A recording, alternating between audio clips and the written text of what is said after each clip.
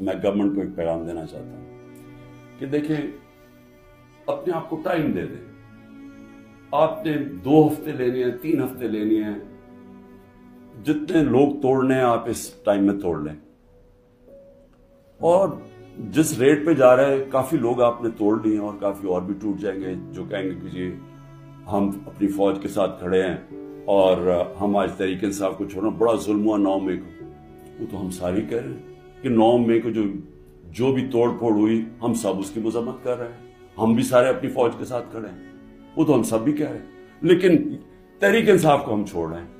تو جتنوں کو بھی چھڑوانا ہے میری آپ سے ریکویسٹ یہ ہے کہ ٹائم فریم دے دیں, کیونکہ ملک تباہی کی طرف جا رہا ہے, اکانومی نیچے جا رہی ہے.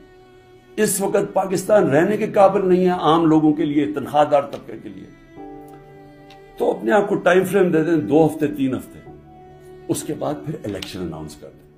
جب آپ سمجھیں کہ آپ نے تحریک انصاف سے اتنے لوگ توڑ دیے ہیں کہ اب وہ الیکشن لڑنے کے قابل نہیں ہے, پھر الیکشن اناؤنس کر دیں. ملک کو تو نکالیں اس دلدل سے, پھر دیکھ لیں کہ پاکستانی عوام کیا فیصلہ کرتی ہے.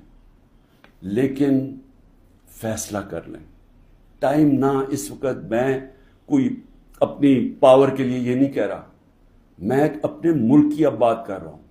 صرف عمران خان کو باہر رکھنے کے لیے اس ملک کو تباہ نہ کریں.